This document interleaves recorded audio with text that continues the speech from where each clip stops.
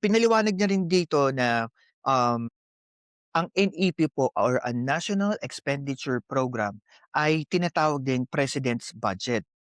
Kasi ito daw po yung financial translation ng ating pangulo kung ano ang gusto niyang mangyari at ano ang priority niya sa isang taon. Kaya kung makikita mo dito, kung tulad nga ng pinag-uusapan natin kanina sa pagbabayad ng utang, kung tatanggalin mo yung portion sa NEP pa at gagamitin mo yung portion na ito, malaking portion na ito para magbayad ng utang, lumiliit yung portion kung saan magagawa ng ating pangulo yung mga priorities niya, yung mga gusto niyang gawin sa taong bayan. Kaya nga po, isa sa mga sinasabi nga ng mga financial analyst nung pagbaba ni Pangulong Duterte ng posisyon ng ating susunod na pangulo na si Bongbong Marcos kasi ang laki ng utang. Nagkakaroon ng malaking challenge, um, na bayaran yung mga gustong priority ng ating pangulo in terms of government services. Ang term na ginagamit po dito ni Secretary Butch Abad, ang sabi niya dito is fiscal space. Ano po ba 'yon? Ito daw yung basic expenses ng gobyerno or yung tinatawag na president's funding. Currently po, merong 4 to 6% na fiscal space or presidential funding ang meron dito sa 2026 ang nakapagtataka lang po dito, kasi noong panahon po ni Pinoy, merong 19% na fiscal space ang ating dating Pangulo para po ito ay magamit niya sa mga priorities, sa mga dapat niyang gawin sa kanyang administrasyon. Ano ang nangyari nung panahon na yon at bakit nagkaroon ng pagbabago?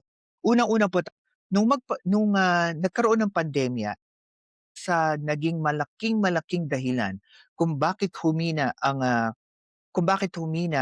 ang ating pananalapi, investment at negosyo sa ating bansa is because of, ang paliwanag niya dito, tayo daw po yung may pinaka-striktong COVID management at ating mga lockdown. Especially guys, nagla-lockdown ka sa mga sabihin na nating big cities, capital city natin na Manila or yung mga port natin. Sobrang strikto, ang bagal noong komersyo, yung na ibibigay ng ating free-flowing commerce. Okay, yung trading, kapag hindi na ipu-push yan, yung bawat segundo na tumatagal yung ating mga produkto sa pantalan, sa port, nagkakaroon yun ng negative effect. Kung saan kapag nagkaroon ng negative effect, isa ang tinatamaan yung ekonomiya natin kasi hindi tayo kumikita. Po, sa mga DPWH project, lalo na sa mga bridge, hindi natin naayos 'tong mga bridge, bumabagal ang takbo ng trapiko at nagkakaroon ng matinding antayan ng traffic.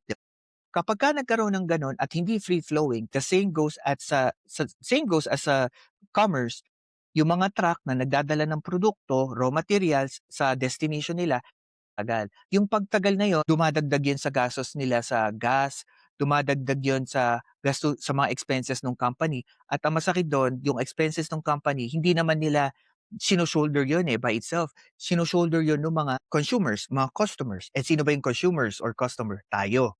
Ang sabi niya dito, nung panahon daw po kasi ni Pinoy, kaya 90% ang fiscal space natin kasi una, napakataas ang credit rating natin. Naalala niyo po yung ginagamit natin before na Moody's credit rating.